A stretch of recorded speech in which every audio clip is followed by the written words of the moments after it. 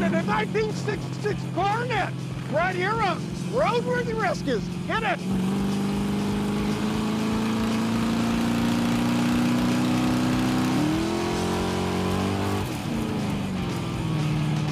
I'm the king of the world! What is it? Mouse poop everywhere. 200. I'm telling you, we ain't gonna make it.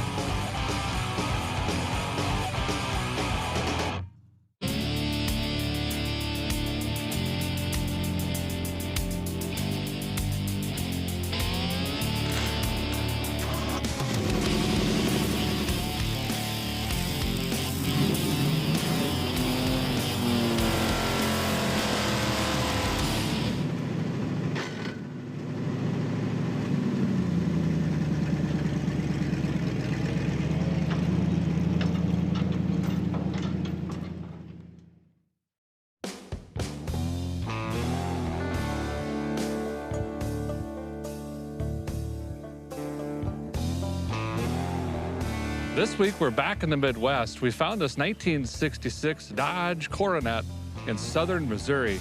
I honestly don't know anything about this car other than all the documentation we found suggests it was parked 45 years ago. Now, I am a Dodge and Mopar fan in general. I've got a few of them, but I gotta be honest, I am not an expert, and this is going to be a huge undertaking. So I happen to talk the legend himself into helping. Steve Dulcich is here. Derek, How's it going? What do you think? man, this thing looks like it's ready to roll. I mean, if you have a key and a battery, we're on our way, right? We definitely don't have a key. Oh, man. Also, a couple issues. Wheels are locked up tighter than Alcatraz, and so is the engine. Really? Yes. Let's have a look. All right. Look at that beauty. Wow. So is this possibly a 273 or a 318? What are we looking at here? That's 318, but it's not the one that most people know. This is the early 318, the Polysphere head. The A, the heavy one. The A engine, because the later one was LA for light A engine, but this basic engine structure came out in the 50s, and 66 was the last year. So it's an old school, but a goodie. This one looks like it dragged the Mayflower to the bottom of the ocean, though, and I've been told it's locked up. I actually have to confess, I've never built one of these, and I have no desire to, really, because they're kind of an archaic design, but... I have a solution for this we'll talk about in a little bit. Okay. But this is a pretty cool AC car. Oh, yeah. Was power steering. Looking at that fender apron and the firewall and the cowl, none of it's rusted out. This thing is solid. Pretty solid, nice. Yeah. So this is really cool, too. This actually has the CertiCard still in the car. Wow, I think it has the original owner's name there somewhere. Yeah, Winston. If you could read the hieroglyphics, I think Yeah. we could document that. Well, let's walk around this thing a little bit more and check it out. Well, show me what you got.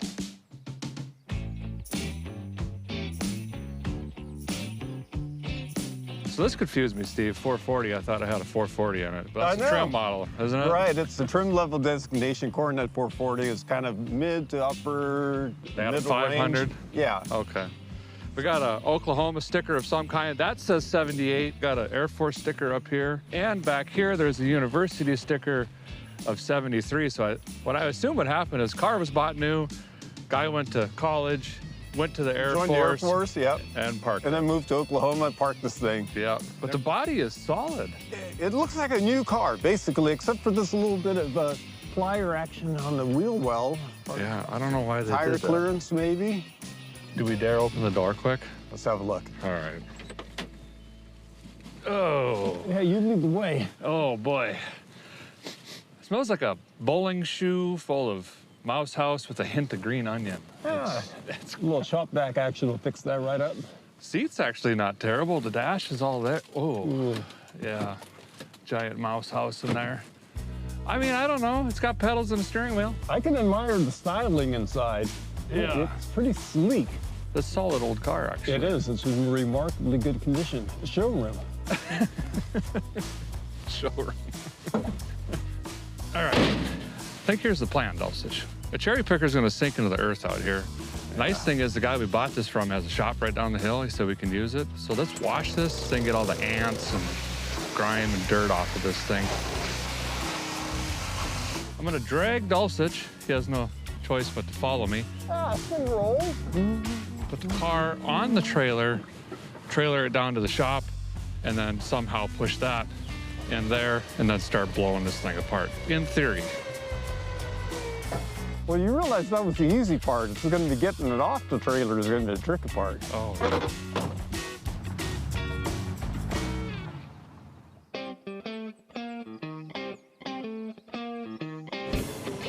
Man, we got lucky with this equipment being around. Yep. Okay, now we got to figure out how to push it without beating that bumper in. Yeah. Well, this thing turns on a dime. How much scrunch do you think that tire's got? Let's find out. I think we might be a little off. Yep. So I think if you aim more that way, it'll turn the car. That's not working. When can we buy a used car off the lot?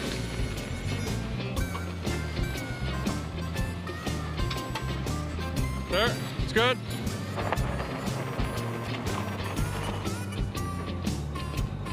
That's flat out. Bump it. Yes! Ah, You're doing it, Dulcich! That'll do. okie doke.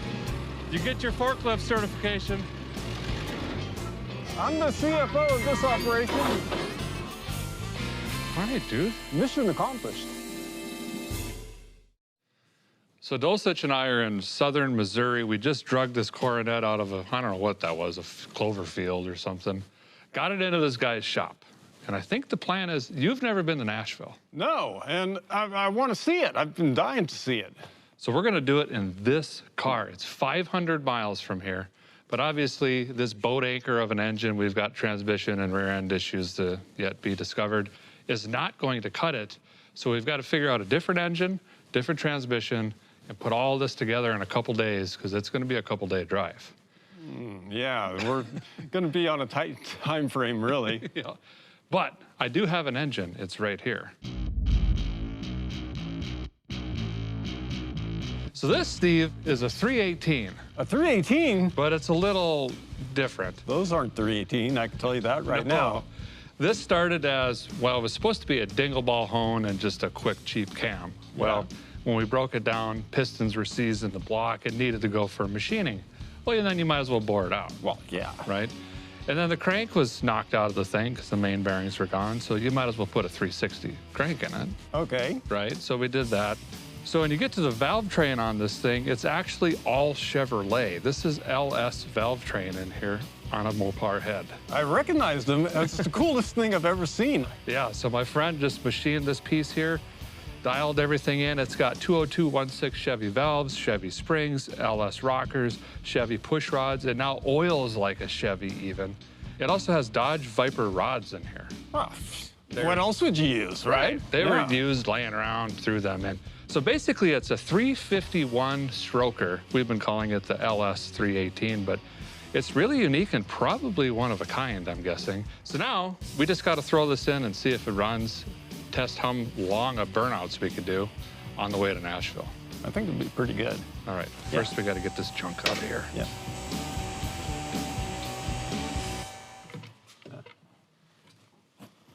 Wow, it feels pretty good. See, that's what I'm saying. We just throw it back in. Look at that. Nice. That's Now, got a lot of wiggle left in it. does that turn? Oh, It's no. it's locked up. Well, now we know why it was parked. Yeah. Yeah, so when we were dragging this, the tires were rotating in an opposite direction. I figured it was a locked up rear end. You can see we can't turn this even with the pry bar. And this is really stiff and it's not rotating. The pinion or the yoke. No, that just pulled right off. Oh! Wow. Look at this back shoe. It's like as thin as a razor blade. Looks like a Minnesota highway. Take a look at that. Got a tight one?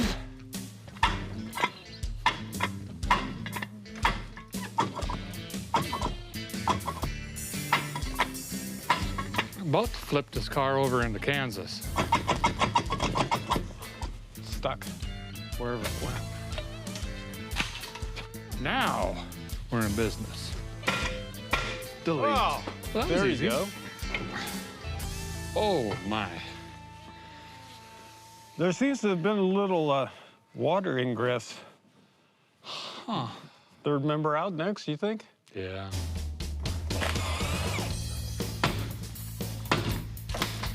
Oh! That is the clearest looking Ural I've ever seen. Yeah, I think it's synthetic. Yeah. It's probably fine. Wow. That is pure agua fresco. Water, no oil. How does the whole rear end get full of water? Did it sit? Oh, look at this. Come back here. Doesn't this look like a water line? Did it drop in a well?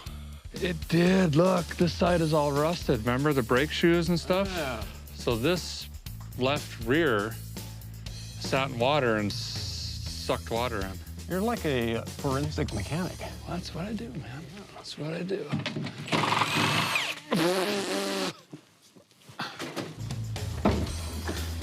Wow, that's out and ready to go. I got the fuel tank out. Okay. Oh, We should just swap the rear end. here's where the oil went. That's mud. So we got the third member pulled out of the rear end housing, and there wasn't any gear lube in it. It was just full of water. So this is all rusted up and pretty much turned to jello and junk. We don't know what we're gonna do with it, but we'll take care of it one way or another. On the way here, I said, you know, the one thing that would really mess this whole thing up is if the rear end was bad. Transmission crossmember bolts out, speedometer cable unhooked, transmission cooler line stays, shift linkage is unhooked, transmission drive shaft is out. Oh, I went right through it like butter. We might have to drop that crossmember.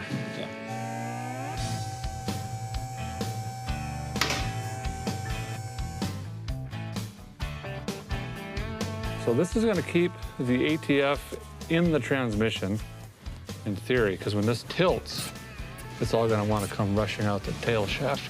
Now we just need the chains on the boom, and then bada bing. Come on, man. There we go. She popped. Why is it pulling up so hard? Because you're now the hoist. Oh! If I left my leg up, this is going to flip over.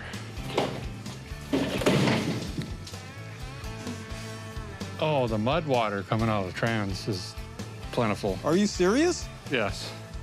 Even though we had that secured with a surgical glove? Watch out for the bodywork. Ah, that was not pretty at all, but effective.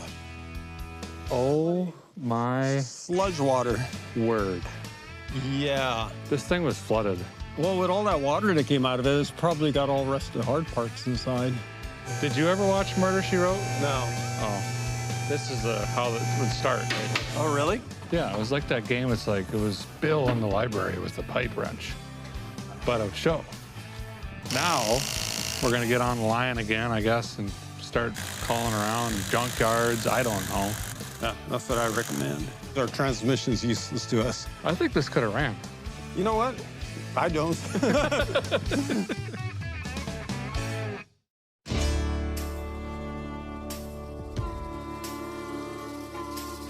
So here's what we got. We got a 66 Coronet out of the field. Our goal is to get this thing back together after 45 years and hot rod this thing 500 miles to Nashville. But as you can see, we've just disassembled everything to this point. We've pulled the old bad engine and transmission out. We're waiting on crucial parts and pieces, bumper to bumper pretty much at this point. Our transmission and third member is junk, and most likely a boat anchor since we poured 50 gallons of water out of it. So I put an SOS out on the face space and insulator to get another one. We're waiting on a flex plate and a torque converter and some other pieces. So right now, Steve's back there cleaning the axle tubes with his homemade push broom stick wiper bob. It works good, actually. There's actually green antifreeze inside this rear end housing. Well, you don't want them to freeze, Steve. I'm working on the fuel tank. The other one was full of everything except gasoline.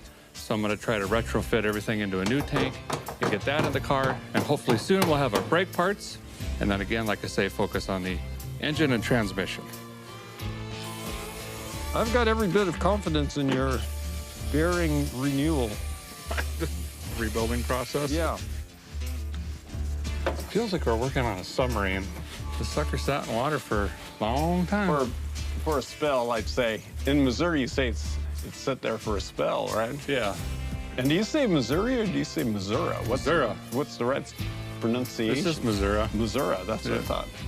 I don't want to seem like some California boy or something. It's like Brasky, Brasky? Missouri, the Dakotas, the wild of Colorado. Can you even drop the M and just say Zura? Oh, yeah. People, I'm out here in Zura. just say yonder and then just point with your lips. I think I like the way you did that a little too much.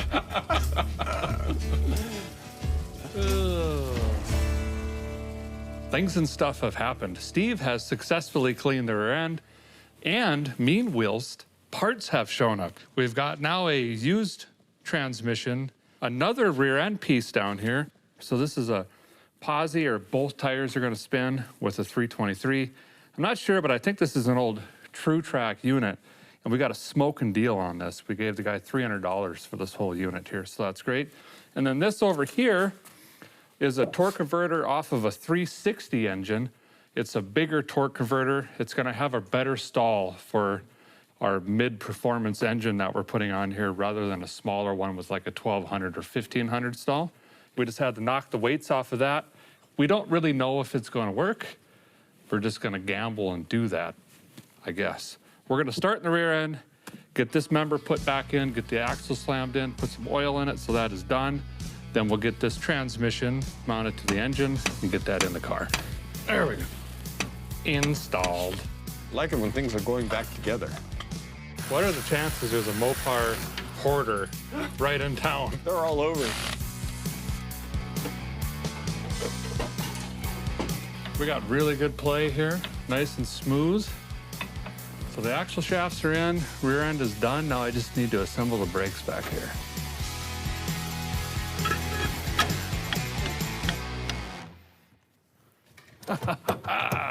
Body work.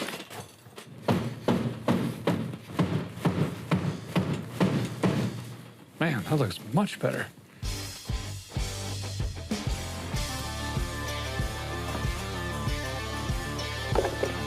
So Dulcich and I are out here in southern Missouri making progress on the 66 Coronet.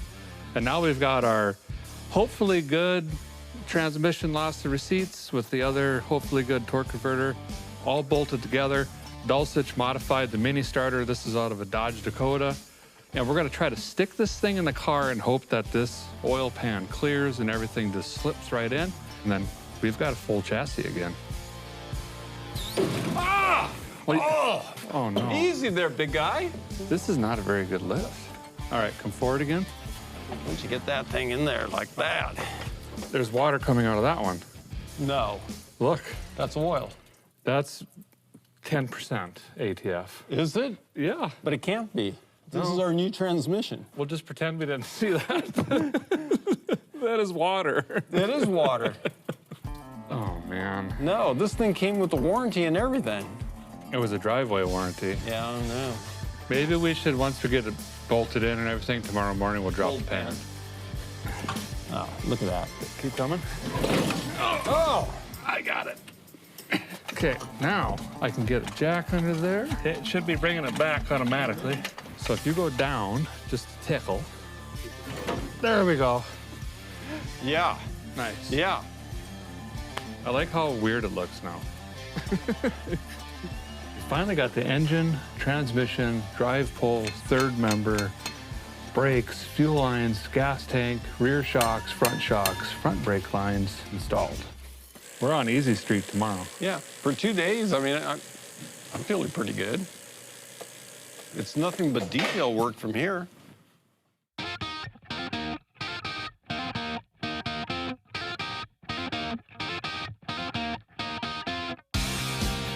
Well, we've made a list. We have to get this done today. if we stand any chance of making the 500 miles to Nashville. We got a lot to do. Should we go up and do the headers first? I think so. Okay. That's a good place to start. Yeah. I've put in a lot of headers, and this is the easiest install I've ever done in my life. I believe in you, Steve. How much kitty litter do we have laying around? This is gonna get splashy.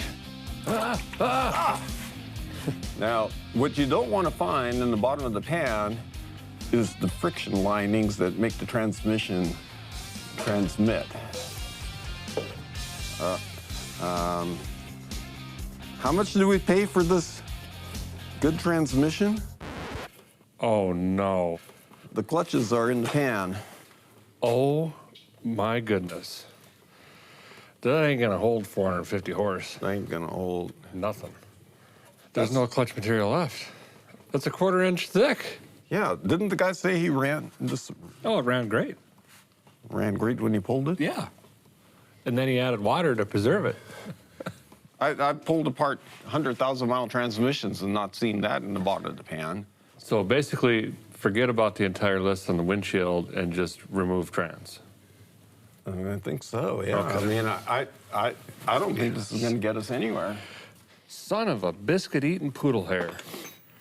I literally can't believe it. I've never been stung like that. You know, you're walking along in a blissful paradise of 727 transmissions, and then this happens. You might not believe this, Dulcich. What? When you buy stuff off Craigslist, it usually doesn't work. Really? Yeah. I mean, it was probably rebuilt, but he lost the receipts.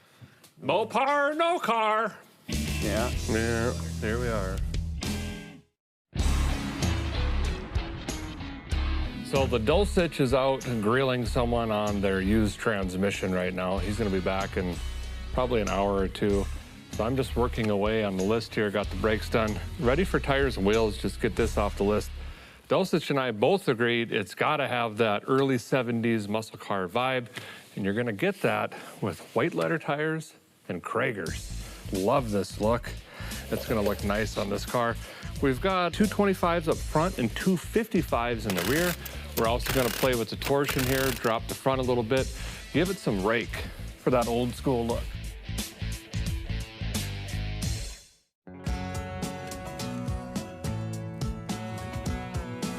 Kitty, kitty. Kitty, kitty. So here's the thing. We were in a pickle because the transmission that we picked up from Craigslist used turned out to be junk. But keep this in mind. I don't care where you are in the country, you're always going to find the torque flight guy. It's the guy who's been building them for years and years and years. He knows them inside and out, and he may even have a couple ready to load up in your truck and take away. And that's what happened here, because boom, just like that, we rustled up another torque flight, and this one, I'll bet you it's going to be a lot better than the other one. And we also got a higher stall converter. So that smaller converter, a flex plate, the transmission, and puts us right back in business.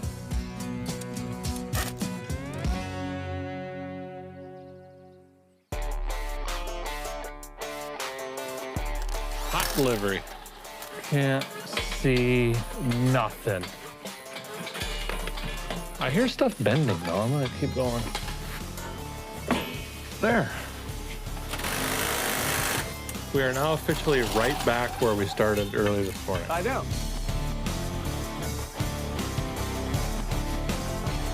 So we need some sort of exhaust system on here. I mean, open headers is fine, but long distances, like 500 miles, something would be nice. We don't have time or the ability to put a full exhaust system on right now. So we're gonna go ahead and go with the old Purple Horny. These are great for carbon monoxide poisoning and sound. They're made for temporary use like a drag strip, but that's all right. Yeah, doesn't really fit. That's not good at all. I watched on Engine Masters, this doesn't affect horsepower. Yeah, I saw that one too. That was a good one. Oh, think about it. I didn't have it clocked right. Is that the way you want to hit it? Yep. Down over there? You're almost there. Ow! Holy cow. This is the B-body model now. Try that. Oh, it hits a little bit right here in this corner. Okay. Oh, that was a good one. Oh, nice one. Wow. Wow. That's some of your best work. Well, you can't even tell. Oh, man, that one doesn't line up either. Mopar life. L-Y-F-E. It'll work itself in, I think.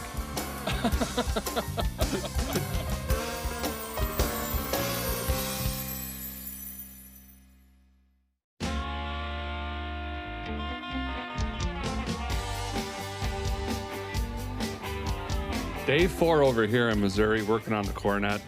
The Dulcich and I stayed late last night, and this thing is dangerously close where we're gonna be able to fire it up, hopefully. You can see we worked our way through the list. Dulcich is finishing up hot wiring this thing. It's just a little push button. We got a tack to put in. We got to get a radiator hoses, finish putting in some gauges, some oil pressure stuff. We're gonna check some fluids, and we're gonna hit the button and see if this thing fires up, and we're gonna start our journey, 500 miles. Steve, we're ready to start this thing. Predictions. It's gonna fire right up. Hit the ignition, press the button, and let her rip. There we go. Down straight!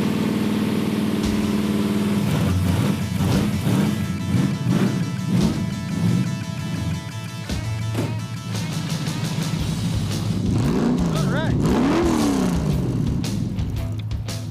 First time on the road in 45 years.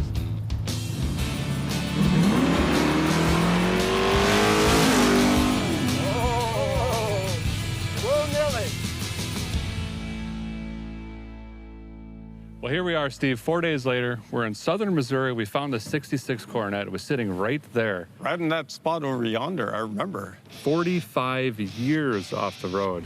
I gotta be honest, normally I'm pretty humble about these things, but we absolutely thrashed on this thing. I mean, what did we not touch other than the glass and maybe the stainless? It's got new engine, used transmission, used torque converter. We put 1 or 2 used rear ends in. We've got new brakes. And brakes, I mean, wheel cylinders, Everything. hardware, shoes, drums, all of the brake lines, fuel tank, fuel sending unit, fuel filler neck, radiator, electric cooling Blah, fans. blah, blah.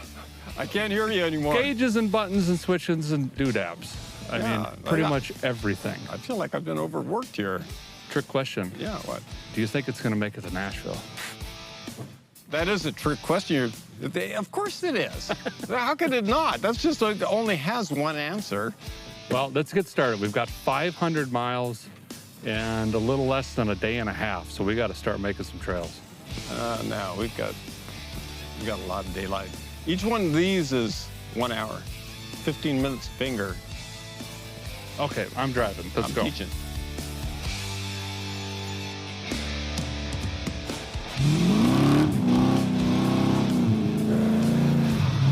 Aussie work. Oh, nice.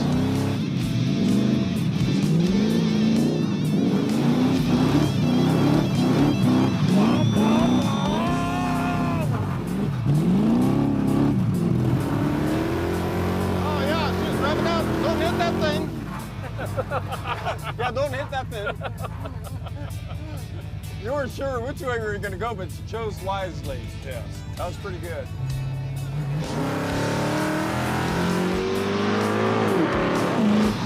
Whoa, Nelly. That thing pulled pretty good up there. All right, 500 highway miles.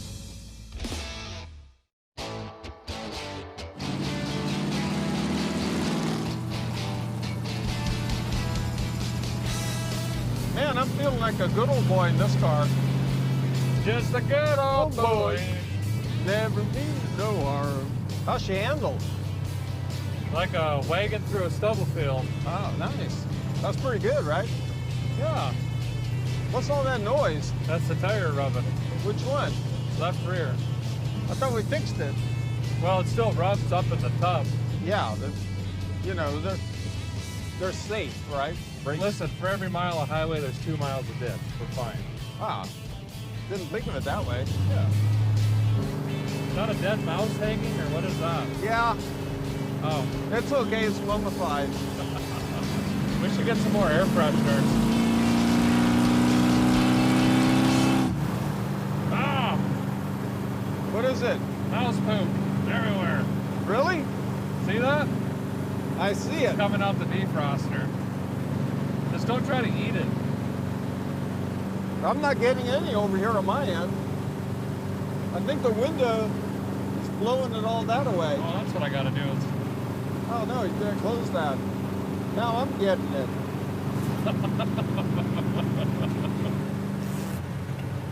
Oh, what happened? Why is it just all of a sudden? I don't know. Oh wait, is the defrost button pushed?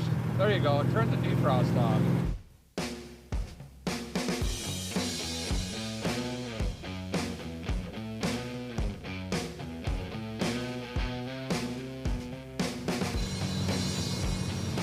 Look at those shaggy dogs in that trailer right there. Huh. Oh, they're actually eating right now. Oh boy. Only in Missouri. You want to drive? I'll drive with it.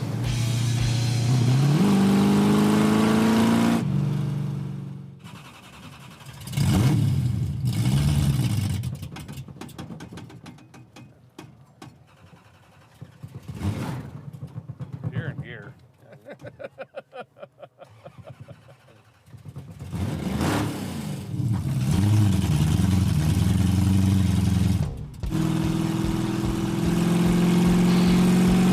It runs nice once it gets up. Now you just got to get used to the sailboat. We end up making it all the way. This is going to be a really epic episode. Oh, we will. It's amazing they built cars like 60 years ago that do everything that you need a modern car to do. Yeah.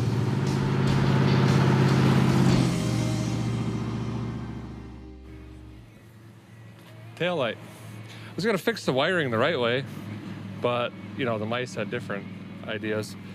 So I borrowed a light from the production team and they stuck that in here, and this is literally just a little lamp light and it's shining through. And then up front, we also hot wired the headlights. Check this out. Jumped right over to the battery, threw a switch in here. Now we're legal for night. We're gonna keep on running. We got about 90 miles to the motel tonight, which puts us roughly halfway to Nashville. Engine's running great. Ready, Dulcich? Let's get to the motel.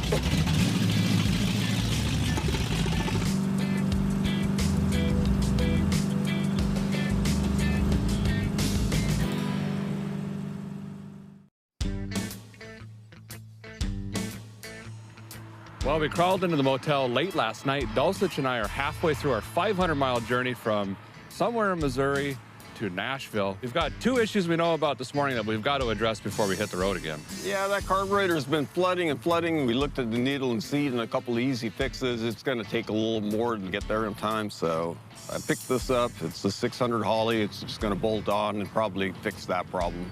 Awesome. And then the rear end, we got something going on there. Yeah, I mean, it's leaking gear oil out the seal at the axle shaft right at the right rear brake. And I noticed that the whole seal surface was really chewed up and figured it was going to leak anyway, but we'll just top it up and it'll take us home, so. Okay. So this guy here is a bigger carburetor. It's more CFM. It's also a double pumper, so you've got a squirter up here and a squirter back here. This is a single pumper right here, and it's also a vacuum secondary where this one's mechanical.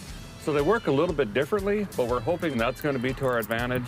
But the sputtering and stalling and overfueling and flooding, if it fixes that, keeps us on the road, I'm happy. It might look like we've got some custom wide white walls put on our tire, but it put itself on there because what happened was the tire was rubbing on the wheel lip right in here, and it scratched off the black and left the white underneath. So we rolled the wheel lip back, but it did leave us with this distinctive luxury car stylistic wide white wall. I kind of like it. Hot dog, you got that carburetor on there already.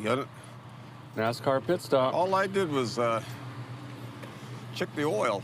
All right, ready, Steve? Ready? Owie! That was a hot one.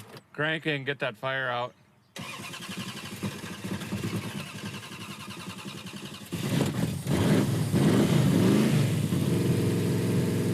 Great oil pressure. Man, she sounds rowdy. One of the other issues we're having with the car right now is the stall converter is completely wrong. It needs like a 3,000 stall. This engine doesn't even wake up till like 3,000, 3,500 RPM to 7,000. And it's just not the right combination. It's gonna be a weird thing for you to understand, but we got the wrong part off of the interwebs. This is supposed to be a high stall, it was a low stall. Weird. We'll just avoid stopping. Yeah, well, the idle's pretty low now. It's about 700. Ouch.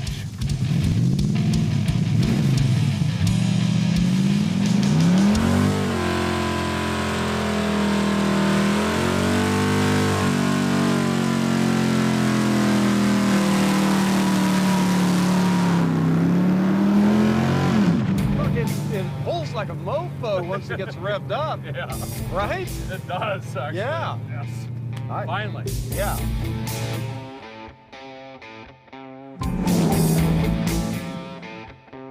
Well, I've put a too small carburetor on, and Steve fixed the rear end by just looking at it. So I think we're ready to make the rest of the way to Nashville, hopefully. We still don't know if the mystery engine full of miscellaneous used parts from different engines, including a Chevrolet LS, is gonna last. The used transmission and the rear end that's obviously having issues, but we're gonna try. We're gonna try to get to a ferry that's gonna cross the Mississippi. We're gonna wind through the back roads of Kentucky and then dip down through back roads right into Nashville. Hopefully get there by dark, but anything can happen. Oh, we got some mud on the road. 30 miles to the ferry. Well, we're gonna go across the mighty Mississippi is what we're doing, right? MISSISSI PPI. I think I missed an S. MISSSSI PPI PPI. Oh, don't ask me to spell it. That's why all us Midwesterners just say Mississippi, Mississippi. because no one can spell it.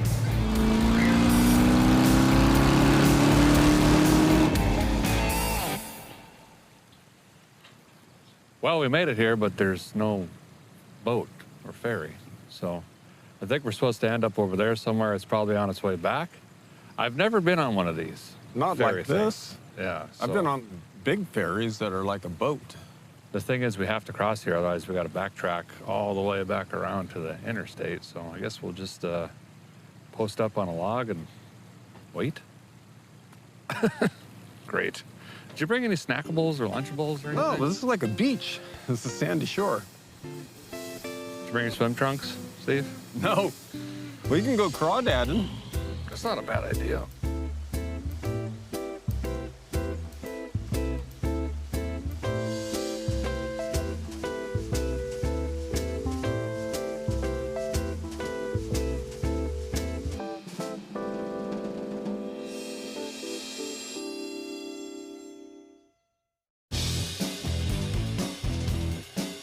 I don't see any casino on that riverboat. No.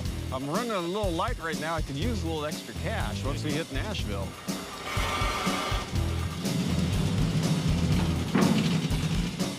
So I asked if we could do a burnout on the barge, and they said no. Oh, really? Yeah, Ah, I understand, I guess. That would have been cool, though.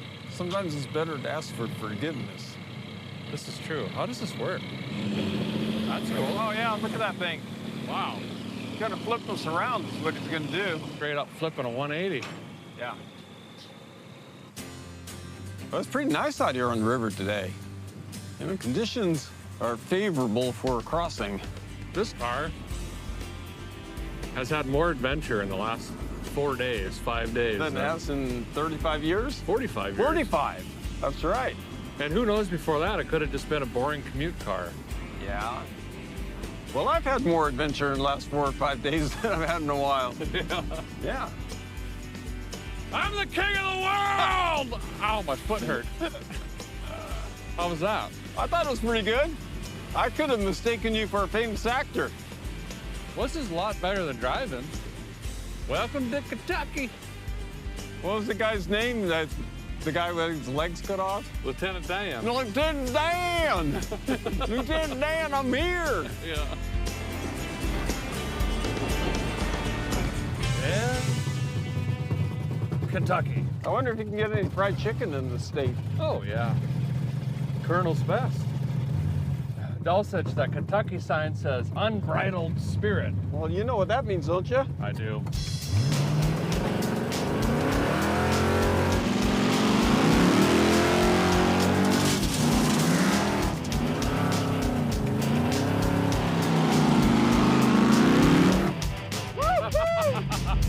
Yeah.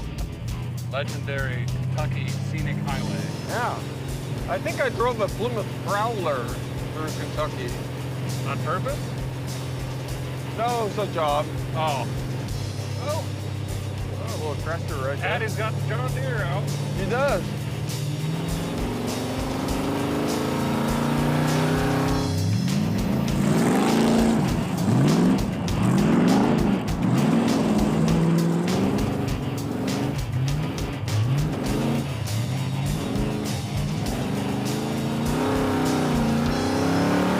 Nice, that was good.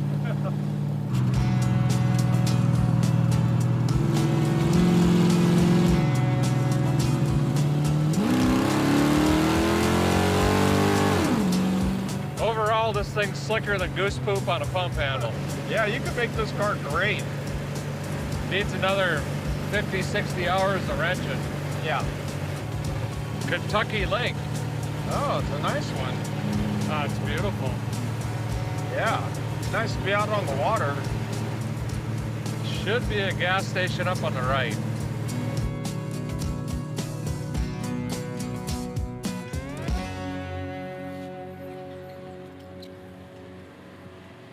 What's your zip code?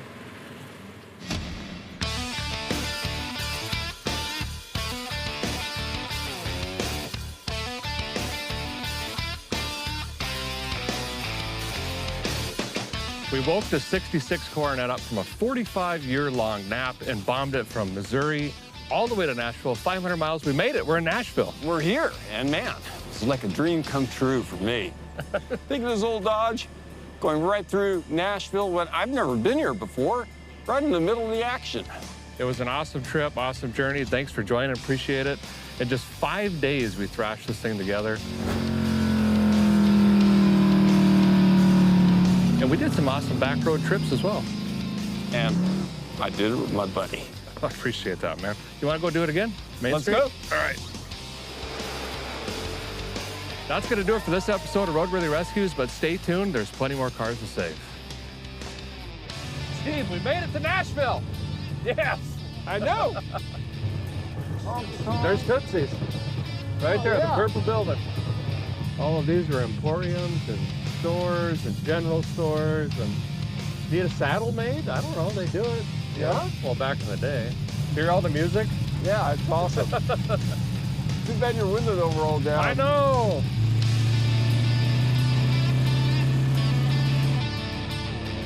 We're gonna need to hot wire the lights again.